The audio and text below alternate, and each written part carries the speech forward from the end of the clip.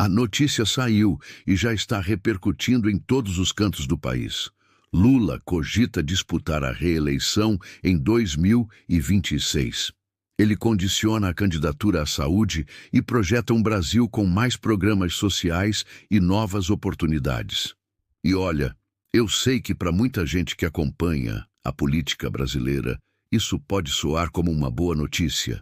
Afinal, estamos falando de um líder político que tirou milhões da pobreza, que tem uma história de vida inspiradora, que representa um projeto de país que muitos brasileiros acreditam. Mas eu preciso fazer uma pergunta que pode incomodar.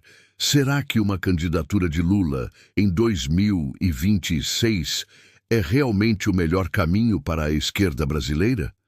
Será que é o melhor caminho para o Brasil? E mais importante ainda, será que é o melhor caminho para o próprio projeto político que ele representa? Porque se a gente quer realmente construir um país melhor, a gente precisa ter coragem de fazer perguntas difíceis, mesmo quando elas envolvem pessoas que a gente admira. E é exatamente isso que eu vou fazer nos próximos minutos. Não estou aqui para destruir ninguém, não estou aqui para fazer oposição pela oposição.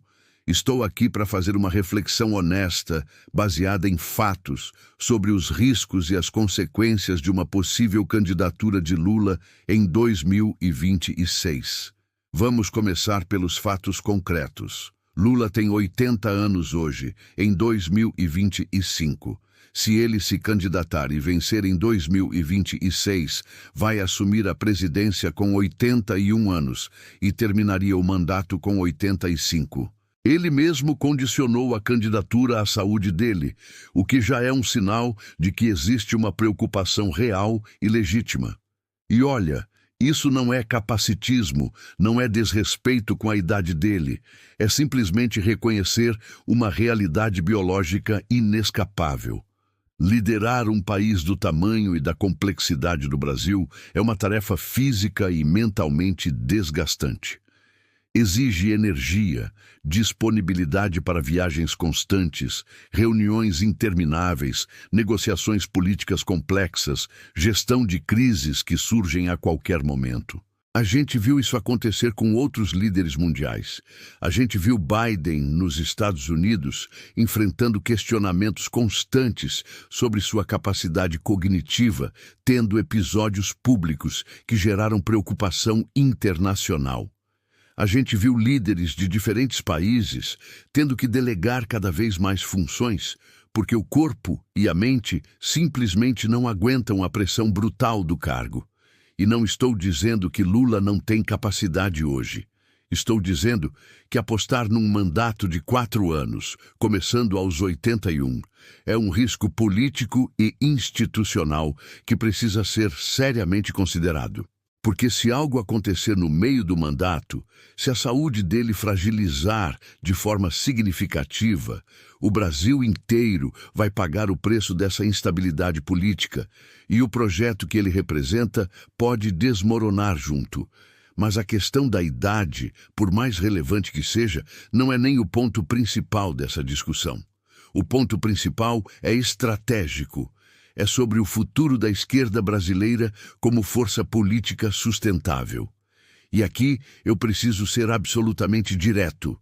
A esquerda no Brasil está perigosamente refém de Lula. A gente não construiu novas lideranças fortes o suficiente. A gente não preparou sucessores com capital político próprio. A gente não criou uma renovação geracional consistente que pudesse carregar o projeto adiante de forma independente. E isso é extremamente perigoso para qualquer movimento político, porque quando você depende de uma única pessoa, quando você coloca todas as suas fichas num único nome, você está construindo um castelo de cartas que pode desabar a qualquer momento. E olha só a ironia cruel dessa situação.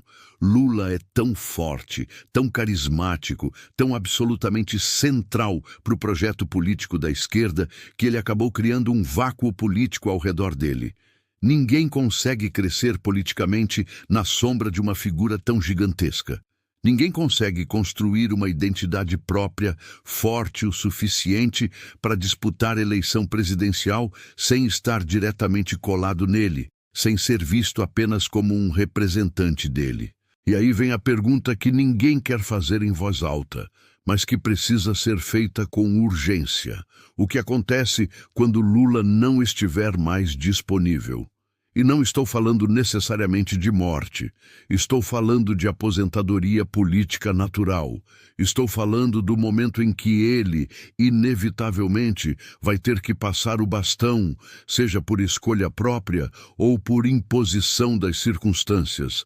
Se esse momento chegar em 2030, depois de um eventual mandato completo até 2029, a esquerda brasileira vai ter alguém realmente preparado?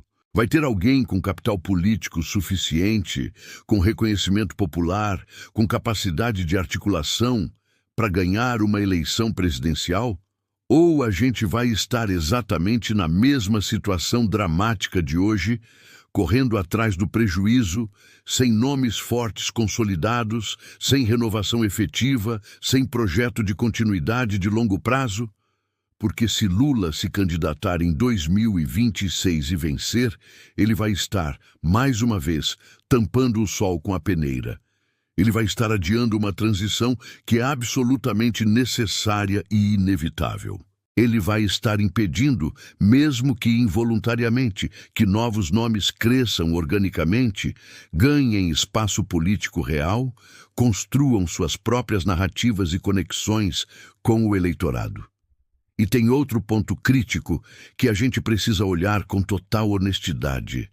Lula hoje não é o mesmo Lula de 2002, quando assumiu pela primeira vez com um país esperançoso. Não é nem o Lula de 2022, quando voltou depois de todo o trauma da prisão. O país mudou profundamente. O eleitorado se transformou. As pautas políticas e sociais evoluíram. As redes sociais mudaram completamente a forma como se faz política.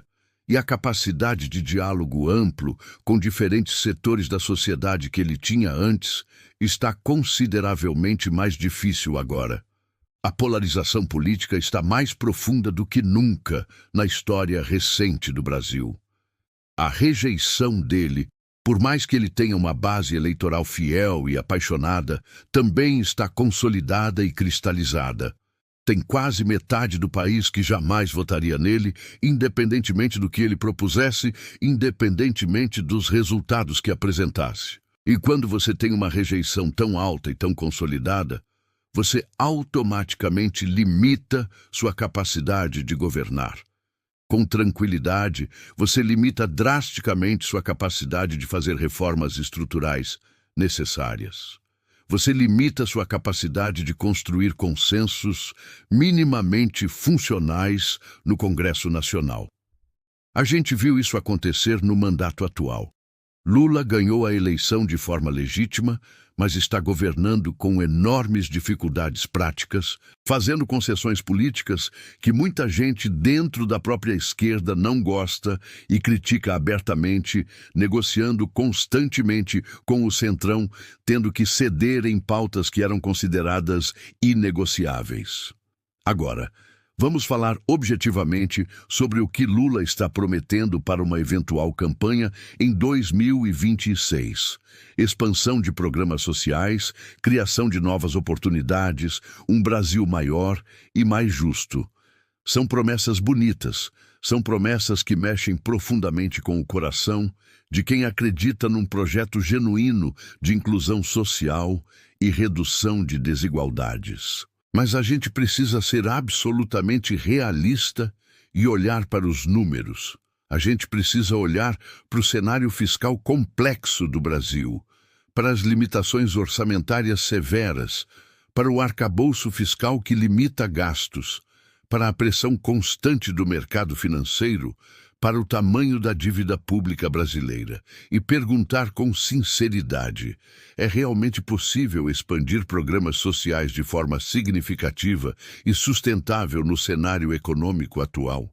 É possível fazer as transformações profundas e estruturais que o Brasil desesperadamente precisa, sem fazer reformas que vão gerar resistência violenta de todos os lados do espectro político? Porque promessa é fácil, todo político promete. A questão central é: qual é o plano concreto e detalhado? Qual é a estratégia realista de financiamento? Qual é a articulação política necessária para aprovar essas medidas num Congresso fragmentado e frequentemente hostil? E tem uma outra questão que me preocupa profundamente e deveria preocupar todos que pensam no futuro da esquerda. Ao se colocar como candidato em 2026, Lula está dizendo implicitamente nas entrelinhas que ninguém mais dentro da esquerda brasileira tem condições reais de ganhar uma eleição presidencial. Ele está dizendo que o PT, depois de décadas de existência, não conseguiu formar outros nomes eleitoralmente viáveis. Ele está dizendo que a esquerda como um todo, incluindo outros partidos e movimentos, não construiu alternativas confiáveis. E isso, sejamos honestos, é um atestado de fracasso coletivo preocupante.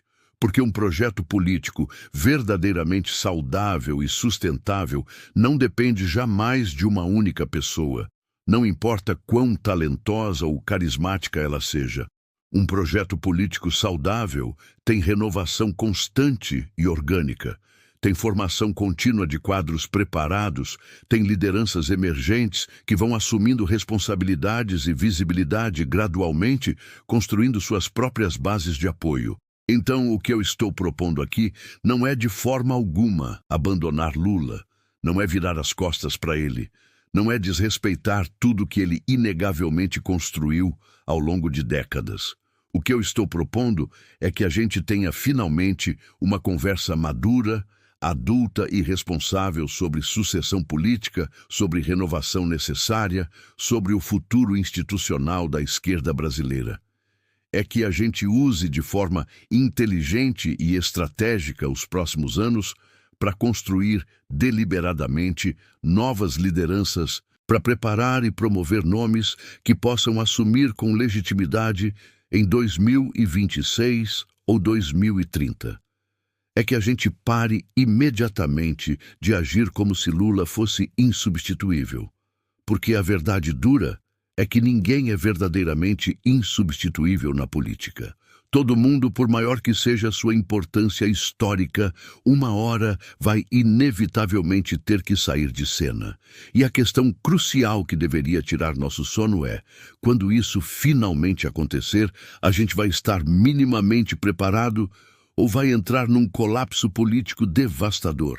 Eu deixo essas perguntas difíceis aqui para você refletir com seriedade. Você realmente acha que Lula deve se candidatar em 2026? Você honestamente acha que a esquerda tem condições de vencer eleições presidenciais sem depender dele? Você acha que deveríamos estar investindo pesadamente em renovação geracional, ao invés de apostar novamente tudo numa única figura? Deixe aqui nos comentários suas reflexões. Vamos debater com respeito e inteligência. Vamos construir juntos uma discussão mais profunda e necessária sobre o futuro da política brasileira.